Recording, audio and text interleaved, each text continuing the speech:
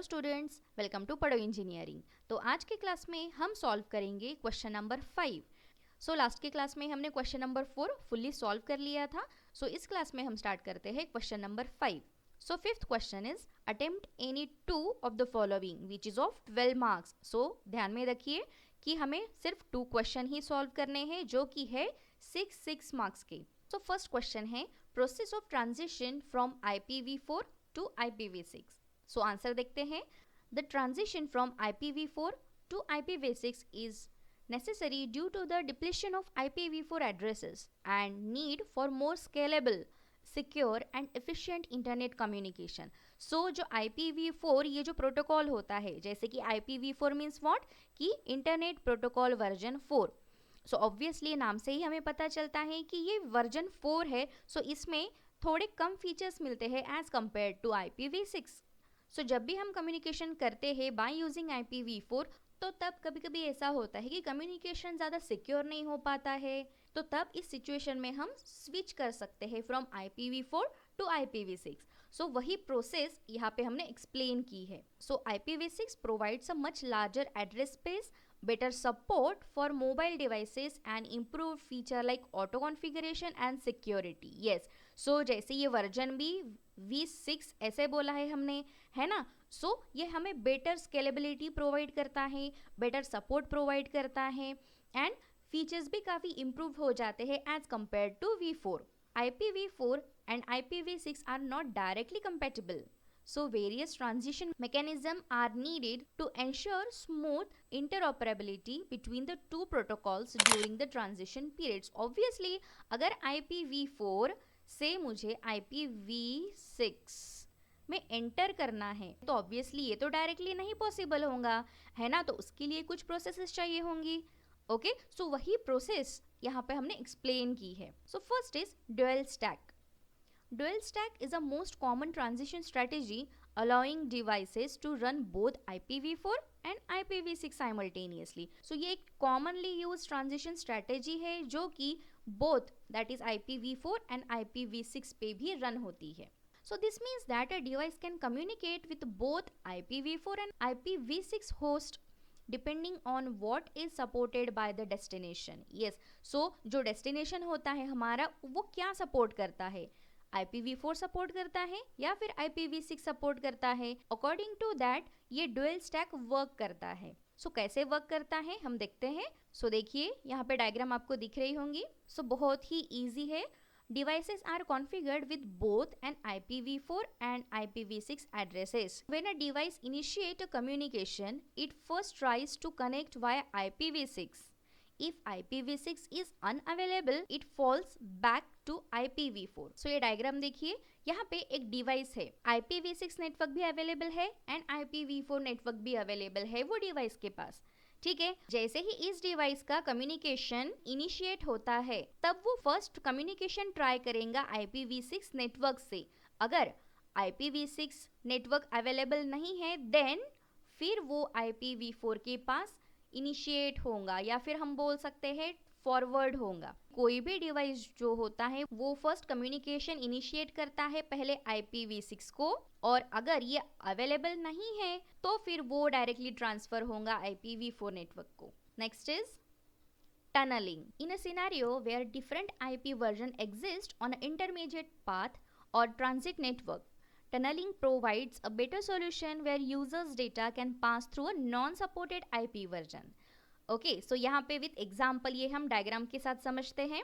Okay, देखिए बहुत ही simple example है। जैसे कि ये 2 डिवाइस है ना, A और B मैंने नेमिंग कर दी है। ओके, और जो A डिवाइस है वो सपोर्ट कर रहा है IPv4 नेटवर्क को और B डिवाइस भी सपोर्ट कर रहा है IPv4 नेटवर्क को। देन अगर दोनों में भी हमें कम्युनिकेशन अभी करना है तो जो थर्ड नेटवर्क यहाँ पे है वो सपोर्ट कर रहा है IPv6 नेटवर्क को।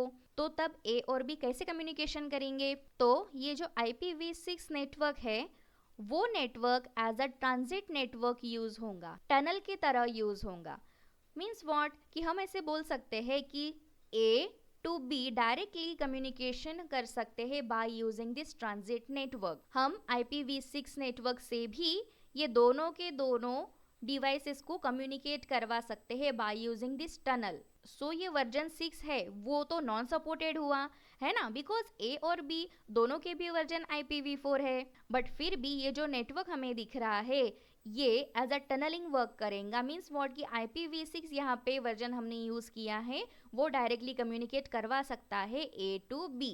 सो ये है tunneling. Next is NAT protocol translation. This is another important method of transition to IPv6 by means of NAT-PT, that is Network Address Translation Protocol Translation enabled device. With the help of NAT-PT device, actual can take place happens between IPv4 and IPv6 packets and vice versa.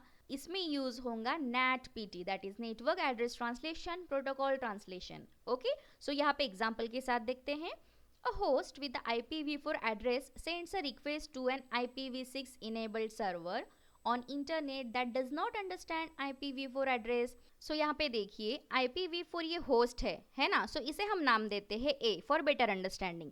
ठीक है, अब एक request send करता है IPv6 server को, है ना, यहाँ पे आपको IPv6 सर्वर दिख रहा होगा। बट ये ए होस्ट है वो तो IPv4 वर्जन यूज कर रहा है, तो IPv6 सर्वर कैसे अंडरस्टैंड करेगा, है ना। सो बाय यूजिंग NAT-PT डिवाइस ये कम्युनिकेशन पॉसिबल होता है। वो कैसे होता है देखिए, when the IPv4 host sends a request packet to IPv6 server, the NAT-PT device router strips down the IPv4 packet, removes IPv4 header and adds IPv6 header and passes it through the internet। बहुत ही easy है। अगर A host है वो send कर रहा है packet IPv6 internet को, तब ये NAT-PT डिवाइस क्या करेगा, IPv4 पैकेट का जो हेडर है वो रिमूव कर देगा। ओके, और वहां पे IPv6 का हेडर ऐड कर देगा और फिर पास करेगा IPv6 इंटरनेट या फिर सर्वर को। फिर यहाँ पे क्वेरी सॉल्व हो जाएंगी, जो कम्युनिकेशन होना था वो तो हो गया, बट अभी रिटर्न कैसे आएगा, बैक कैसे आएगा, तो बहुत ही इजी है। वैसे ही IPv6 जो हेडर था यहाँ पे वो रिमूव हो जाएगा और IPv4 हेडर यहाँ पे ऐड हो जाएगा, है ना, और फिर यहाँ पे ए के पास उसका जो रिस्पॉन्स था वो मिल जाएगा। समझ में आ रहा है। सो नेक्स्ट क्वेश्चन है, explain TCP with respect to flow control and error control. ये काफ़ी ज़्यादा इंपॉर्टेंट क्वेश्चन है, हर बार एग्जाम में पूछा ही जाता है। तो स्टार्ट करते हैं। TCP is a connection oriented, obviously हमें पता है क्योंकि पिछले क्लासेस से हम यही सीखते आ रहे हैं कि TCP कनेक्शन ओरिएंटेड होता है। ओके, रिलायबल प्रोटोकॉल होता है that ensures data is transmitted accurately and in the correct order between the sender and receiver. Yes, so हमें पता है कि जैसे ऑर्डर में पैकेट्स आते हैं वैसे ही ऑर्डर में पैकेट्स रिसीव होते हैं। Two of the core functionality of TCP are flow control and error control. Yes, so first is flow control in TCP। Flow को कैसे कंट्रोल किया जाता है वो हम देखते हैं। So flow control is a mechanism that ensure sender does not overwhelm a receiver with too much data at once. The receiver must be able to process incoming data at a manageable rate. This prevents network congestion and ensures smooth data transmission. So flow control क्या ensure करता है कि sender जो भी data receiver को send कर रहा है वो बहुत ज़्यादा नहीं होना चाहिए, है ना, छोटे छोटे पैकेट्स में वो डेटा सेंड होना चाहिए। सो जो डेटा आ रहा है सेंडर से वो भी रिसीवर को मैनेज करना आना चाहिए। सो इससे जो नेटवर्क का कंजेशन होता है, ट्रैफिक जाम होता है, ये सब प्रिवेंट कर सकते हैं। इससे बहुत ही स्मूथ डेटा ट्रांसमिशन की पॉसिबिलिटी होती है। सो यहाँ पे कौन कौन से मैकेनिज्म यूज होते हैं वो हम देखते हैं। सो first is sliding window protocol. TCP implements flow control using a sliding window mechanism. The sliding window controls the amount of data the sender can send before it needs to stop and wait for the acknowledgement from the receiver. जो भी sender से data जा रहा है वो easily receiver के पास पहुंचना चाहिए, रिसीवर को रिसीव होना चाहिए विदाउट एनी प्रॉब्लम। फिर रिसीवर के साइड से एक्नॉलेजमेंट का वेट करेगा सेंडर। स्लाइडिंग विंडो प्रोटोकॉल ये कंट्रोल करता है जो डेटा जाता है उसको। सो इसमें कुछ पॉइंट्स होते हैं वो हम यहाँ पे देखते हैं। Window size and receiver window. Okay, so window size means what, देखिए the receiver specifies a window size in bytes in a TCP header indicating the amount of data it can buffer and process.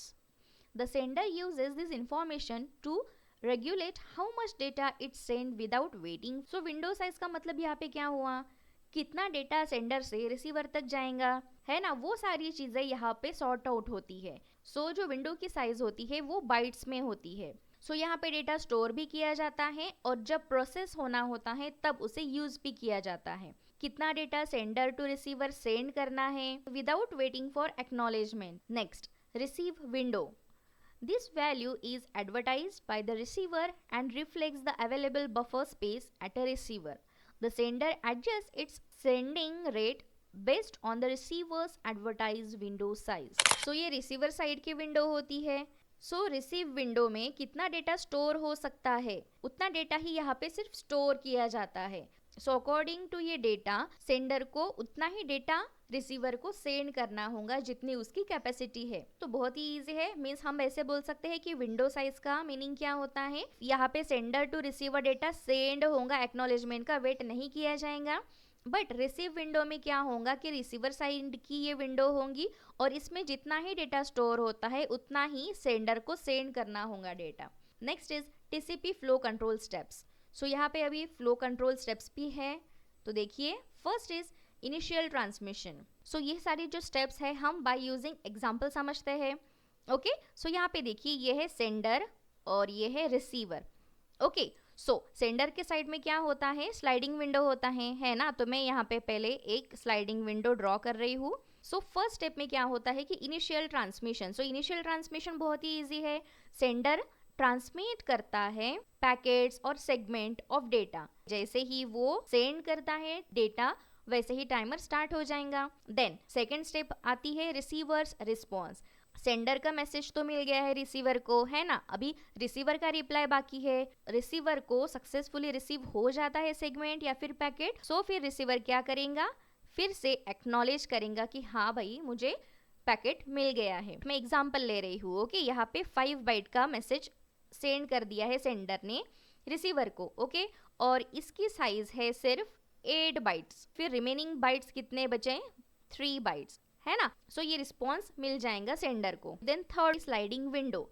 अभी जैसे ही receiver का response मिल गया है तो फिर ये sliding window में भी अपडेट हो जाएंगी वैल्यूज कि हाँ 5 बाइट का डेटा था मैंने सेंड कर लिया है, अगर कुछ और डेटा होगा तो फिर और डेटा वो यहाँ पे सेंड करेगा रिसीवर को। लाइन ऐसे ड्रॉ कर रही हूँ मैं सो दैट समझ में आ जाएगा। सो सेंडर के पास और डेटा है सेंड करने के लिए तो फिर और डेटा वो सेंड कर रहा है ना। जैसे कि मैं यहाँ पे लिख रही हूँ 4 बाइट का अभी और डेटा है जो अभी सेंडर सेंड कर रहा है रिसीवर को। बट अभी देखिए रिसीवर के पास तो सिर्फ 3 बाइट का ही डेटा अभी अवेलेबल है ना। तो फिर वो क्या एक्सेप्ट कर सकेगा, नहीं। तो देखते हैं नेक्स्ट स्टेप क्या है।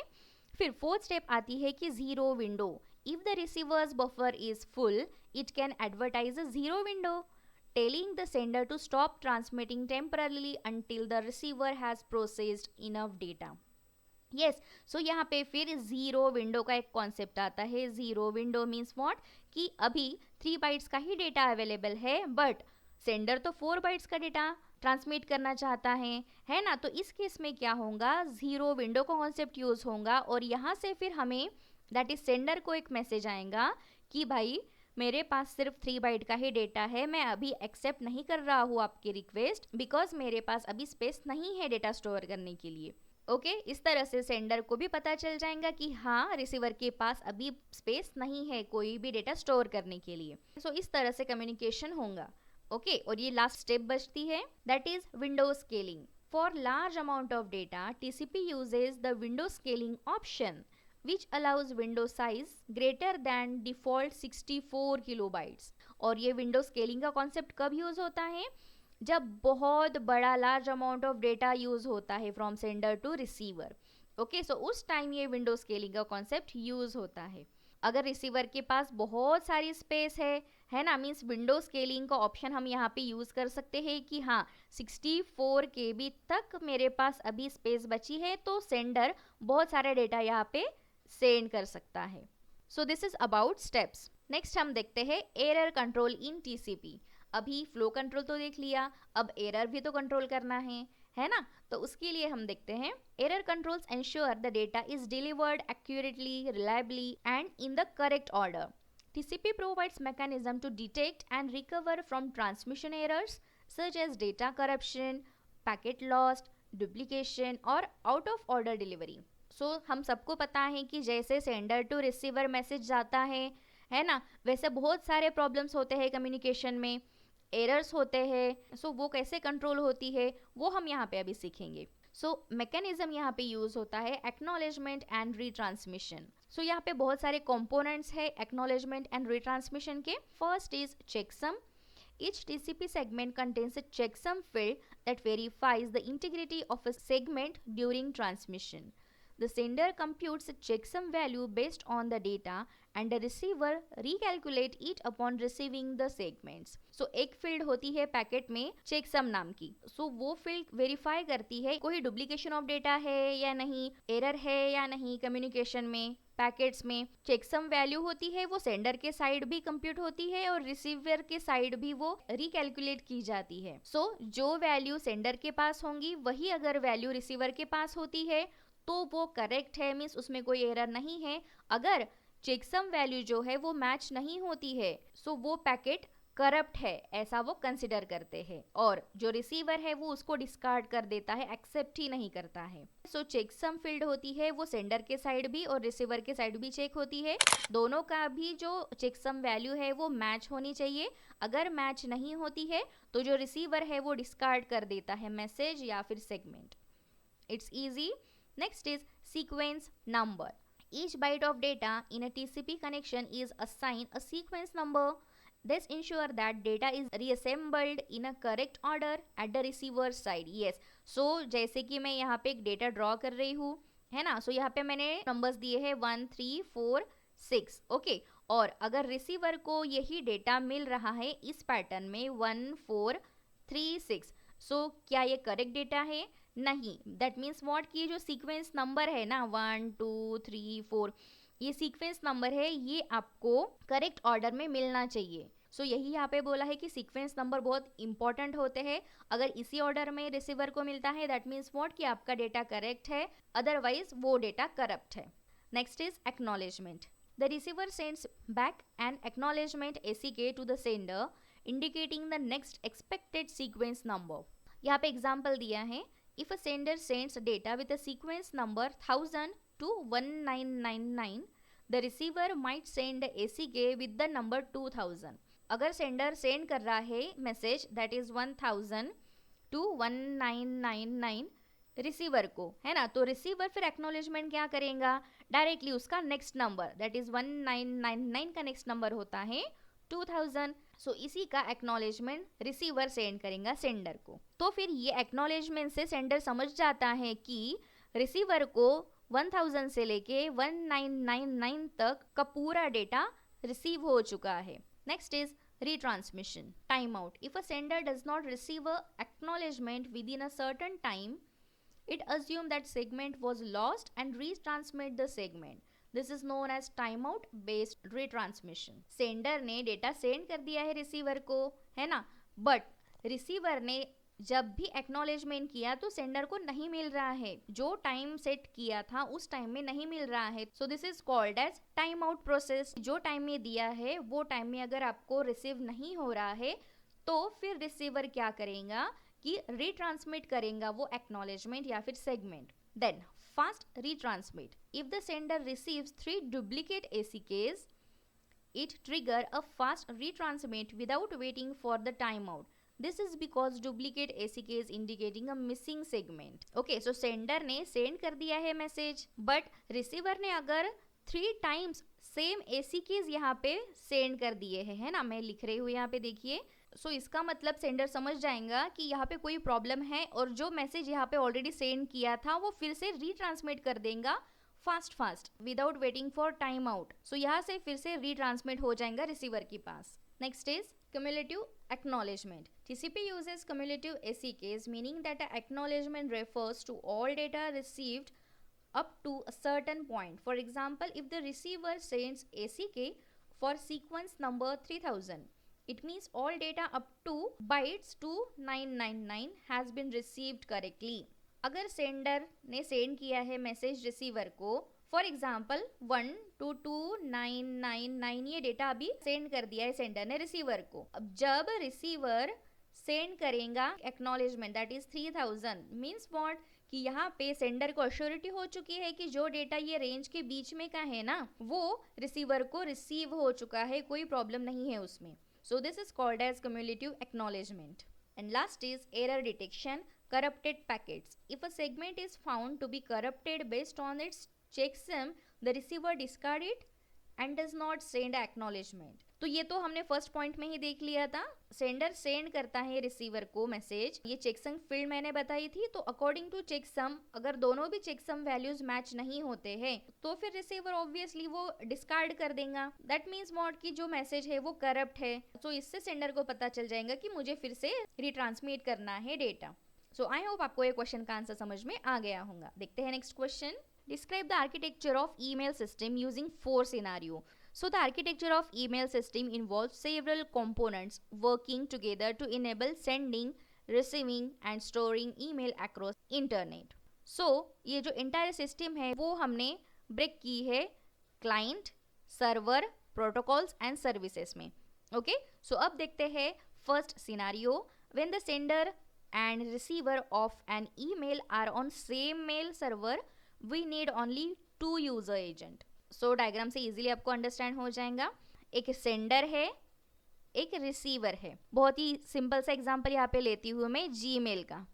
एलिस के पास भी जीमेल का सर्वर है, बॉब के पास भी जीमेल का सर्वर है ना. अगर दोनों भी कम्युनिकेशन करना चाहते हैं या फिर मेल सेंड करना चाहते हैं एक दूसरे को तो इजीली वो कर सकते हैं. वाई? बिकॉज इन दोनों का भी जो सर्वर है मेल सर्वर वो एक ही है. तो वही यहाँ पे लिखा है, देखिए. When Alice a user need to send a message to Bob another user, Alice runs a user agent program to prepare the message and store it in a Bob's mail box. So user agent means ये Gmail account आप समझ लीजिए. सो Alice को send करना है email Bob को. पहले तो एक मेल टाइप करेगा और किसे सेंड करना है? बॉब. तो फिर यहाँ पे बॉब का ईमेल एड्रेस आएगा, सब्जेक्ट, किसे सेंड करना है वो सब यहाँ पे लिखते हैं, है ना. तो वो ऐसी सारी प्रोसीजर करेगा. ओके. और फाइनली सब होने के बाद वो सेंड कर देगा. Yes, it's easy. तो बॉब के मेल में वो मैसेज चला जाएगा. यस, अगर एलिस सेंड करता है बॉब को तो बॉब के ईमेल में इनबॉक्स में वो मैसेज चला जाएगा. और फिर बॉब क्या करेगा? वो मेल पे क्लिक करेगा और फिर रीड करेगा. अगर उसे रिस्पॉन्स करना है कुछ तो वो रिस्पॉन्स करेगा, अदरवाइज वो जैसे है वैसे ही छोड़ देगा. समझ में आ रहा है? तो ऐसा ही ये ईमेल प्रोसीजर होता है, ईमेल सिस्टम होती है. देन सेकंड सिनेरियो देखते हैं. When a sender and receiver of an email are on different mail server, we need 2 UA that is user agent and pair of MTA. MTA means क्या होता है? देखिए यहाँ पे मैसेज ट्रांसफर एजेंट. जो mail server है ना दोनों की वो डिफरेंट है.